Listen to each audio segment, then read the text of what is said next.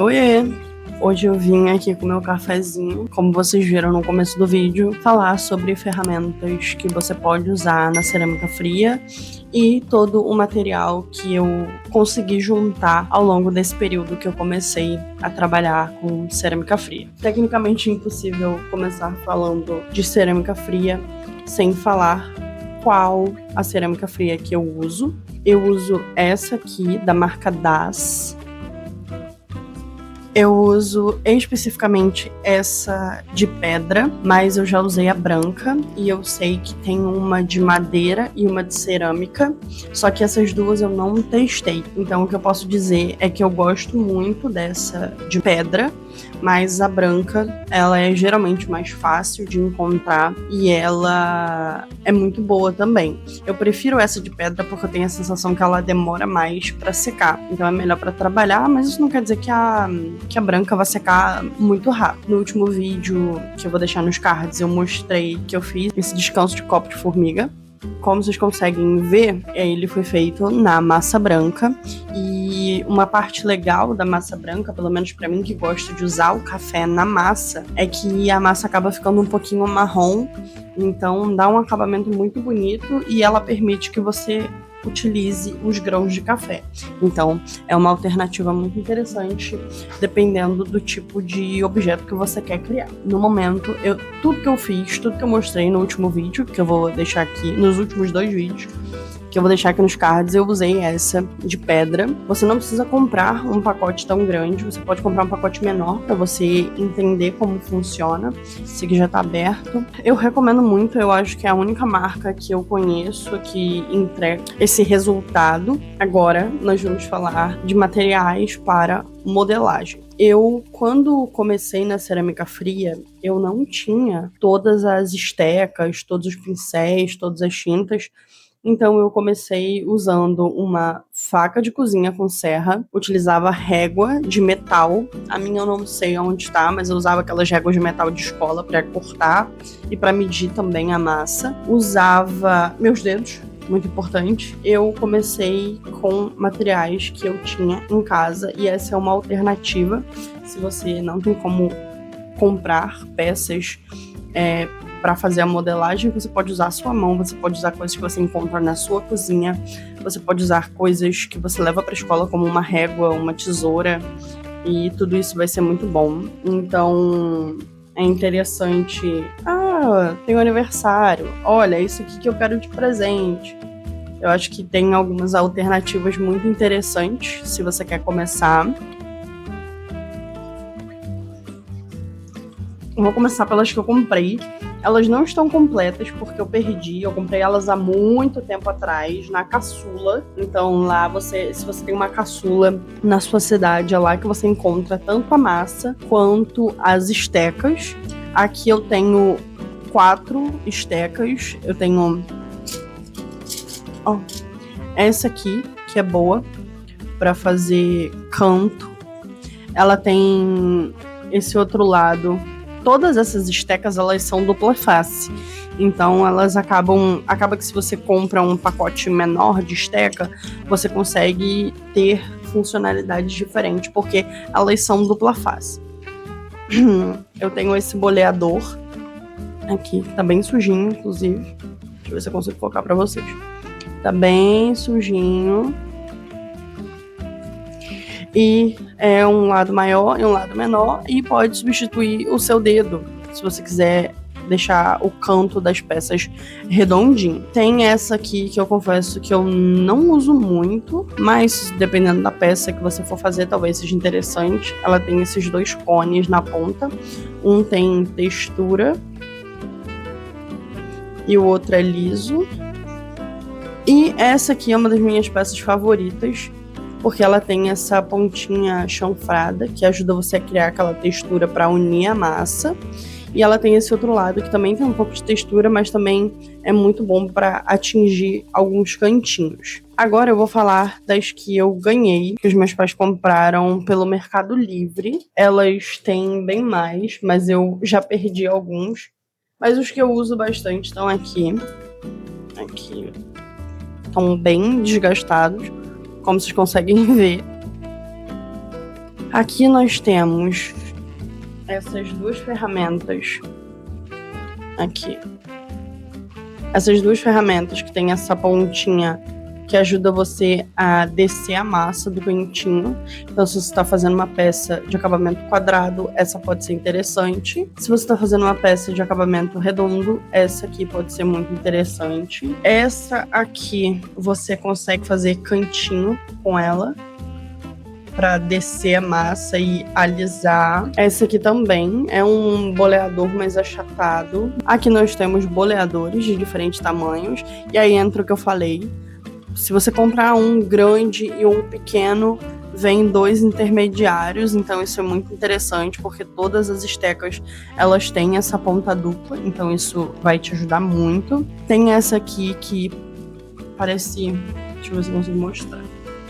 Ela parece um canudinho pela metade. Ela pode ser útil para fazer marcação de escama, para fazer boquinha, dependendo do que você for fazer. E ela tem essa ponta aqui que é muito versátil, você consegue fazer muitas coisas. Essa aqui é muito boa, porque você consegue fazer aquela mesma coisa que eu mostrei na ferramenta amarela, de fazer marcações para unir a massa. Essa aqui é multiuso, pode ser um boleador, pode ser um marcador, pode ser muitas coisas. E essas aqui eu não tenho costume de usar, Mas tem essa ponta aqui, tortinha, e essas 2 pontas retinhas, mas são muito úteis. E a peça a esteca que eu mais uso é essa aqui. Ela tem essa, como se fosse uma faquinha na ponta. Se eu consigo mostrar. Ela tem como se fosse uma faquinha na ponta. Então ela é muito boa. E tem o outro lado, que é muito útil para fazer as marcações de junção da peça. E aí entram mais algumas ferramentas que eu comprei. E eu preciso só ressaltar que nada disso foi comprado no mesmo dia. O que você pode fazer é ver o que você consegue pagar e tentar adaptar com peças que você tem na sua casa. Com peças que você tem na sua casa. E conforme você for evoluindo na técnica, você consegue ir comprando outras estecas. Se você estiver vendendo, você pode usar o retorno do seu lucro para reinvestir o dinheiro nessas ferramentas. Então, não compre nada por impulso. Você vai conseguir ter bons resultados. Se você não tiver essas estecas, você consegue ter os mesmos resultados que qualquer pessoa que venha a ter. Não precisa correr para comprar. Seu dedo vai cumprir a função para alisar, para juntar massa. Uma faquinha, uma régua, elas também vão conseguir fazer com que você corte o material com precisão. Então não precisa correr, não precisa gastar todo o dinheiro agora para conseguir ter esse material. Mas eu vou falar agora dos pincéis de silicone, que particularmente são os meus favoritos para fazer cerâmica fria. Eles deixam tudo bem lisinho. Se você puder e quiser, eu recomendo que você compre. Tem mais um que tá perdido, mas ele segue a mesma vibe. Tem essa pontinha de silicone aqui. É a mesma ponta, nesse caso aqui o dobro de ferramenta, mas também não tem a necessidade. Uma dessa aqui cumpre a função, uma dessa aqui cumpre a função e uma dessa aqui cumpre a função. É mais no caso de se estragar, você tem o outro lado, reserva, que foi o que aconteceu comigo aqui, que uma pontinha dessa aqui ficou com cola e eu tenho o outro lado, então isso não interferiu em nada, eu continuo usando. E vou falar do kitzinho de boleadores que eu comprei. Esses aqui são os boleadores e eles têm uma variedade absurda de pontas, então você consegue ter o menor tamanho e um tamanho muito bom, grande, para fazer pintura, para fazer detalhe, para alisar a peça. E você consegue ter vários tamanhos, então esses boleadores aqui valem muito a pena. Agora eu vou falar para vocês sobre materiais para você abrir a massa e usar, né? Começar a cortar, começar a modelar. A gente tem algumas opções. Nesse kit de estecas pretas que eu ganhei, veio esse rolinho aqui. E com ele, a minha maior dificuldade era fazer com que a massa tivesse a mesma espessura, a mesma largura durante toda a abertura dela. E aí, o que eu fazia? Eu tinha hashi de comida japonesa, então eu colocava 2 de cada lado da mesa e eu abria a massa, porque assim eu conseguia garantir que ia ter um nivelamento interessante. Só que recentemente eu decidi que eu poderia gastar com isso. E aí eu comprei esse rolo aqui, que eu acho que é de PVC. Ele tem esse nivelador e um outro, que eu não lembro onde eu coloquei. Mas eu mostrei no último vídeo também, que eu vou deixar passando por aqui. E aí, esse nivelador, eu posso só abrir a massa com ele na mesa, que ele já vai estar com toda a espessura. Então, ele é muito bom. Eu comprei numa loja de confeitaria aqui na minha cidade. Então, acredito que qualquer loja que tenha coisa de confeitaria você consiga comprar, porque ele é utilizado para abrir pasta americana, aquelas massas que recobrem bolo. Então, esse rolo aqui é muito bom. Agora eu vou falar de pincéis. Pincéis entra na mesma ideia que eu comentei anteriormente. Muitos pincéis eu fui acumulando ao longo do tempo. Então, esse aqui era um pincel que eu usava para pintar aquarela. Ele tem essa ponta arredondada. E eu tenho muitos pincéis de detalhe também, que eu usei para fazer aquarela. Uso para fazer aquarela. E alguns eu fui comprando ao longo do tempo, então eles não foram comprados. Esses são todos os pincéis. Eles não foram comprados todos ao mesmo tempo. Eles foram comprados com intervalo. Mas se eu pudesse te recomendar, eu recomendaria esse aqui que tá segurando o meu microfone. Ele é uma ponta quadrada, maior, então ele vai te permitir alcançar muitos lugares. Eu recomendaria um pincel intermediário, nem tão pequeno, nem tão grande, e um pincel pequenininho, o menor que você conseguir, para que você consiga fazer detalhes, caso você queira escrever ou queira pintar cantinho e esses pincéis maiores não alcancem. Esses aqui são os que eu tenho utilizado para cerâmica fria, todos eles. Eu também gosto de usar pincel, por exemplo, esse aqui, para alisar a massa de cerâmica fria. Então, para além da pintura, esses pincéis podem ser muito úteis, só que você tem que lembrar sempre de lavar, porque cerâmica fria seca, e se secar na ponta do seu pincel, ele vai ficar duro, e para você recuperar, você consegue recuperar, mas você pode só deixar de molho, que vai te economizar algumas horinhas de trabalho. Eu estou até com vergonha de mostrar o próximo item que eu vou mostrar, mas essa aqui, essa água de pântano, é a água que eu uso tanto para modelar quanto para limpar o pincel.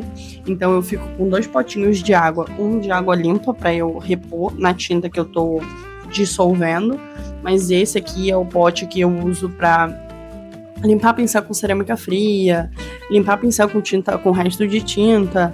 Esse é o que fica na minha mesa. Era um pote de palmito, então, né, você pode adaptar para qualquer coisa que você tem em casa, um copinho velho e exatamente qualquer coisa.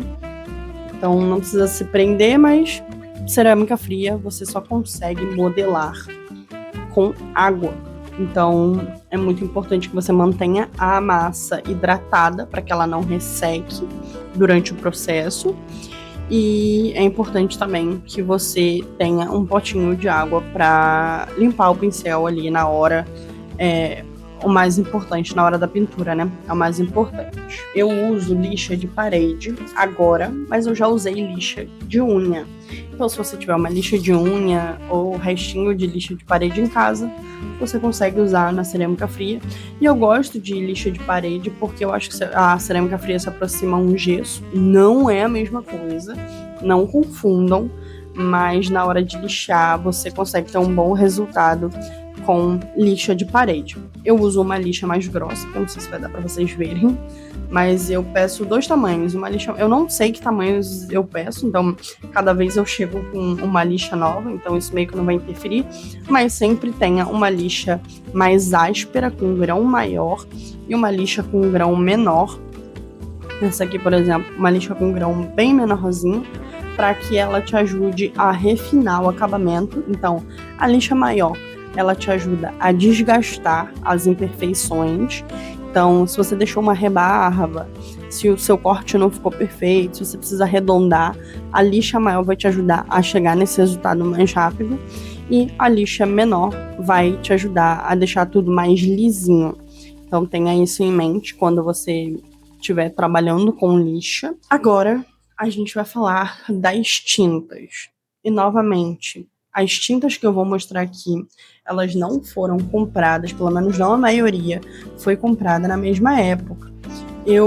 As tintas menores eu comprei na Shopee, num kit de 10 cores, onde você seleciona as cores que você quer, mas eu também fui comprando outras em outros momentos, conforme eu fui vendo a minha necessidade. Mas se eu tivesse que te recomendar, quero comprar tinta para cerâmica fria, que cores você recomenda? Eu sempre vou recomendar cores primárias. A partir delas, você consegue fazer outras misturas. E se você é um iniciante, você não precisa ter um kit de milhares de cores. Você consegue ter bons resultados com essas 3 cores. E os potes de tinta que eu tenho em tamanho maior são as tintas branca e preta, nas cores primárias e branco e preto. Você consegue escurecer as misturas que você vai fazer aqui e você consegue clarear as misturas que você vai fazer aqui. Então, preciso comprar, tô com a grana apertada. Não precisa comprar do pote grande. Você pode comprar um potinho um potinho pequeno do branco, um potinho pequeno do preto e um potinho pequeno de azul, amarelo e vermelho. Nesse caso aqui, eu coloquei nesses potinhos, eles têm essa pontinha, e essa pontinha facilita na hora da aplicação da tinta, mas isso é detalhe, você não precisa desse material, tá? Você só precisa ter a tinta. Tendo a tinta e os pincéis, você já tá bem resolvido para fazer o acabamento. E depois eu fui comprando outras tintas, então eu tenho algumas outras cores, Tenho outras cores também nesse potinho, laranja, cerâmica, vários tons de verde, porque eu uso bastante verde. Eu tenho um outro tom de vermelho, que é o vermelho romã. Eu tenho o rosa. Tenho esse verde que tá vazio, porque eu uso bastante verde. E eu uso tanto verde que eu decidi investir num pote grande. Então, compre tintas de acordo com a sua necessidade. Tenho mais o verde, como eu mencionei.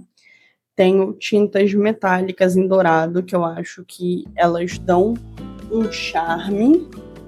Tenho azul escuro também, mas é o que eu falei. Essas tintas eu fui comprando aos poucos. Eu não comprei elas todas juntas. Eu comprei um kit de 10 cores e as outras adjacentes. Essa tinta dourada, por exemplo, a minha mãe tinha, não estava usando e eu só peguei. Então, não precisa surtar, não precisa comprar, não precisa se acabar de comprar tinta. Vai dar tudo certo. Você pode ter as básicas que eu falei, que é ciano, vermelho e amarelo, tá? E sempre um preto e um branco, porque isso vai te facilitar. Agora a gente fala de moldes e coisas que podem ser úteis para você cortar a sua massa em um determinado formato. Trouxe 2 exemplos aqui para facilitar para vocês essa visualização.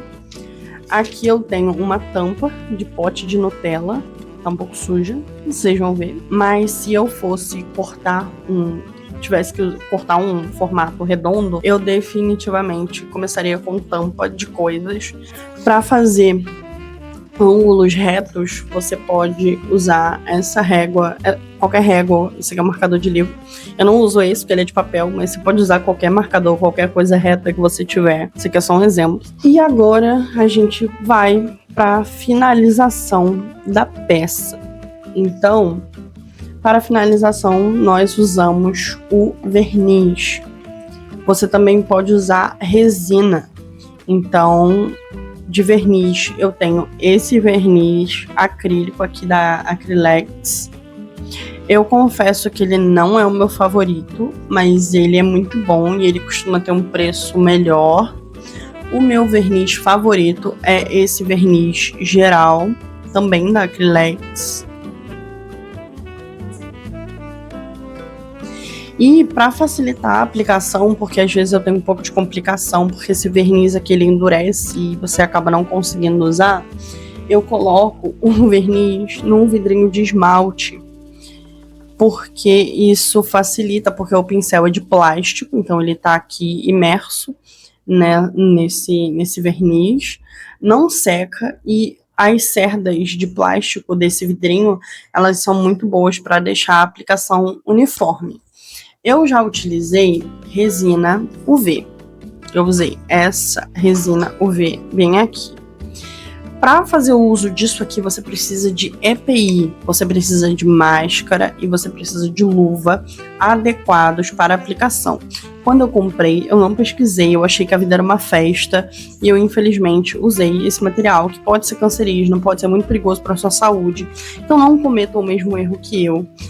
Se vocês quiserem dar o acabamento de resina UV, lembrem de comprar EPI, porque não é só aplicar a resina, você também precisa se preocupar com a sua saúde. Então, sejam conscientes e não sejam como eu, por favor. Então, é muito importante que você espere a peça secar muito bem, não fique nessa ansiedade, porque isso pode estragar todo o seu trabalho. Uma outra coisa que é muito útil e que eu tenho usado bastante nos últimos momentos fazendo cerâmica fria é esta cola que eu mostrei no último vídeo. Então, a gente tem aqui uma Tech Bond 793. Cola instantânea para metais, papéis, madeiras, porcelanas, borracha, plástico, cortiça e outros. Então, eu utilizei ela para grudar a cortiça no meu descanso de copo de formiga. Eu usei ela para grudar as borboletas no tronco de madeira. Usei ela para grudar o imã nos ímãs que eu fiz e a joaninha na base. Então essa é uma cola muito útil. Se você conseguir, você pode comprar ela, porque ela vai garantir que as suas peças fiquem bem presas, especialmente se você está misturando texturas, como eu fiz, né, de colar cortiça na massa ou colar a massa na madeira. Isso tudo é muito interessante e é tudo isso que eu uso. Você precisa ter tudo isso no começo? Não. O que você vai precisar no começo? Massa, suas mãos e uma faca. Você vai precisar de um verniz para acabamento, qualquer verniz, não se prenda aos que eu mostrei aqui. Você vai precisar de coisas da sua casa para conseguir fazer pelo menos um pincel grande e um pincel pequeno, tá? Pincéis. E tinta, como eu mencionei, você pode ter apenas as cores primárias e um branco e um preto. Isso é o que você vai precisar no começo. Você pode usar, como eu mencionei, uma lixa de unha ou um resto de lixa que você tiver na sua casa. E é só isso que você precisa. Se você quiser abrir a massa e não tiver nada para abrir, você pode usar um vidro de desodorante, você pode usar uma garrafa que tiver na sua casa. Você pode ser bem criativo nessa parte, porque você não precisa ter todos esses materiais para começar. Dito tudo isso, eu espero que essas dicas tenham sido úteis para que você consiga visualizar o que você precisa ter. Eu gostaria de agradecer imensamente se você ficou até aqui assistindo esse vídeo. Se você tiver qualquer dúvida sobre meu processo de criação ou quiser mais detalhes dos materiais que eu uso, eu vou te pedir para comentar aqui embaixo, até mesmo dando alguma sugestão e comentando alguma coisa que eu não mencionei. Então, se eu esqueci de alguma coisa ou se você acha que você tem alguma coisa que pode ser interessante para cerâmica fria, eu te convido a deixar aqui nos comentários. A gente se vê no próximo vídeo e até logo!